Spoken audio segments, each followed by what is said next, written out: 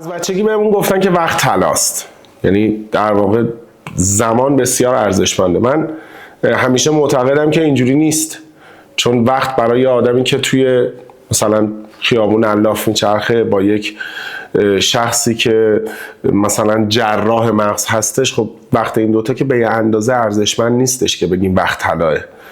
اون شاید داره دقیقه میلیاردها تومان در میاره، اما این اصلا براش مهم نیست که صبح بشه، که شب بشه، که بخوابه. زمان مهمترین پارامتر برای یک تریدر هست.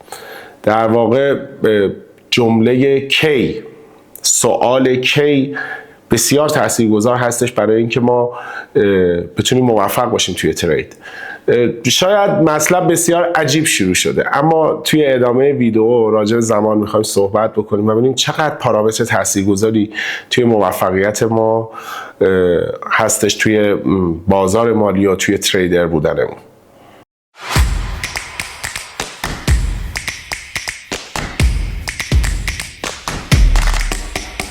درود بر شما یاران جان، علیرضا راد هستم و اینجا چنل راد فایننس. خیلی خوشحالم که در خدمتتون هستم. اگر از دوستانی هستین که تازه به جمع ما اضافه شدید، حتما چنل رو سابسکرایب بکنید، زنگوله رو بزنید که به محض اینکه ما ویدئویی میذاریم برای شما نوتیفیکیشن بیاد و راحت بتونید استفاده بکنید. لایک و کامنت هم فراموش نشه. اگر از دوستای قدیمی هم هستین که خیلی مخلص و ارادتمندی یه مقدار مریض احوال هستم و حالا صدام اگر بد هستش عذرخواهی میکنم. خب راجع به پارامتر زمان داریم صحبت میکنیم. زمان خیلی جاها توی ترید برای ما تاثیرگذار هستش. اولین و ساده ترین پارامتری که همه تریدرها دنبالش هستن تایم فریم معاملاتیه. من در چه تایم فریمی معامله کنم؟ 5 دقیقه، 1 دقیقه، 1 ساعته، روزانه، هفتگی. همه ذهنشون راجع به این موضوع میره، اما میخوام توی این ویدیو یه جوری خلاف جریان برم. راجع به این زمانها باید فکر بکنی. 1. در چه زمانی از شبانه روز ترید بکنم؟ در واقع کدوم سشن معاملاتی رو برای خودم میخوام انتخاب بکنم؟ معامله‌گری حرفه‌ای هستش که از صبح تا شب یا از شب تا صبح پای چارت نشینه، همش توی گوشی یا توی مانیتورش نباشه، برای خودش زمان اختصاصی در نظر بگیره برای معاملاتش. پس سوال اول زمانیت اینه که من چه زمانی میخوام ترید بکنم، در چه سشن معاملاتی میخوام ترید بکنم. 2. چه مقدار زمانی میخوام ترید بکنم، یعنی من چقدر میشینم پای چارت تا به موقعیت معاملاتیم برسم. آیا قراره روزی 10 ساعت بشینم تا یک موقعیت پیدا کنم؟ آیا قراره که به قول معروف نه مثلا تو 10 دقیقه اول نتیجه رو بگیرم؟ خب میتونه جواب سوال دوم با سوال اول مرتبط بشه. اگر تو سشن معاملاتی تو انتخاب کنی، باز هم توی اون سشن وقتی که یک مدت کار بکنی، قالب رفتار اون سشن روی نماد تخصصی تو میتونی پیدا بکنی. پس به همین راحتی میتونی این موضوع رو بست بدی و بشناسی که توی چه ساعتهایی ترید بکنی. اما قسمت شاید حساس ماجرا یا قسمت مهم ماجرا اینه که تا کی ترید بکنم. این تا کی ترید بکنم منظورم به صورت سالانه نیست که بگی من 5 سال ترید میکنم بعد از این شغل میام بیرون. نه، توی یه روز نشستی پای معامله، تا چقدر ضرر، تا زمانی که چند تا ضرر بکنم، تا زمانی که چند تا سود بکنم. اینا پارامترهای مهمیه. یه موقعی من حالا توی گروه هایی که با بچه ها هستیم صحبت میکنیم، میبینم که بعد از یه معامله سراغ معامله دوم، سراغ معامله سوم، حالا چه سود بشه چه ضرر بشه. بعد مثلا من میام میخوابم میبینم یه نفر تحلیل میذاره آقا طلا به این نقطه رسیده میشه سلش کرد. میگم آیا این چارچوب زمانیه درست هست یا نه؟ بعد یه سوال، تو امروز چقدر سود کردی که میخوای بازم معامله کنی، یا چقدر ضرر کردی که میخوای باز هم معامله بکنی؟ این کیه کیه.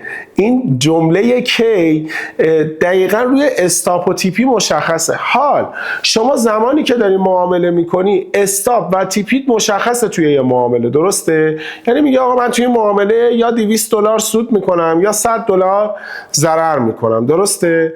حالا یه سوال، توی یه روزم پایبند هستی؟ تا چقدر پای معاملاتت میمونی؟ تا چه مدت زمانی میمونی؟ مطلب بعدی، وقتی که معامله رو باز میکنی چه مقدار صبر میکنی؟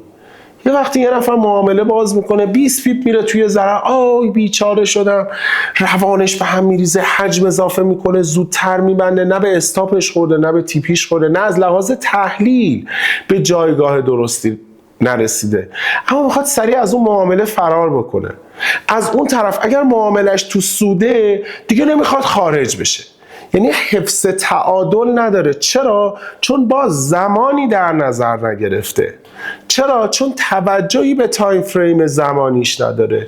چرا؟ چون وقتی که برداشته یک تحلیل 15 دقیقه‌ای گذاشته قرار نیستش که توی 15 دقیقه نتیجه بده. حداقل این نظر منه ها، حداقل 4 تا 8 برابر تایم فریم انتخابیت باید صبر بکنی توی یه معامله. از نظر من یعنی چی؟ یعنی اگر یک تایم فریم 15 دقیقه معامله کردی باید 4 برابرش صبر بکنی، یعنی 1 ساعت حداقل صبر بکنی ببینی روند چجوری داره شکل میگیره، نه اینکه بیای روی یک کندل تصمیم بگیری.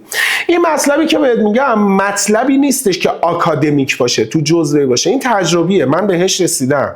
مثلا اگر یه موقعی میام یک معامله در تایم فریم 1 ساعت باز میکنم، معمولا 3 ساعت 4 ساعت 5 ساعت طول میکشه تا اون معامله من جواب بده. زمان مهمترین پارامتر هستش برای اینکه شما بتونید در بازار مالی نتیجه بگیرید و وقتتون رو طلایی تر بکنید. اول ویدیو بهتون گفتم. پس اگر میخوای یه تریدر حرفه‌ای باشی، اگر میخوای یه آدمی باشی که متفاوت عمل میکنی، باید رفتار متفاوتی از خودت نشون بدی، باید واکنش‌های متفاوتی نسبت به اتفاقاتی که در زمان معاملاتت میفته نشون بدی. اگر میخوای مثل بقیه تریدرها باشی، خب تو هم مثل بقیه تریدرها محکومی به ضررده بودن. امیدوارم که ویدیو براتون مفید بوده باشه. ویدئویی که بهتون گفتم یک ویدئوی تجربی بود، یعنی از تجربیات خودم و از پارامترهایی که سعی کردم درستش بکنم و دیدگاهی که نسبت به زمان داشتم برای شما گرفتم. بذارید اینجوری ویدیو رو تموم بکنم. خیلی‌ها میدونن که من روی نماد معاملاتی داو جونز بسیار قدرتمند دارم عمل میکنم. خب مهمترین پارامتر من این بوده که من با اوپن سشن نیویورک تا حالا معامله کردم. یعنی هیچ کسی تا حالا نمیتونه بگه که آقا این معامله رو حتی 3 دقیقه زودتر وارد شدم، با اینکه تاییدیه‌مو گرفتم، از روند عقب افتادم، معامله‌م از بین رفته، اصلا نتونستم اون روز معامله کنم، اما مقید به زمانم بودم.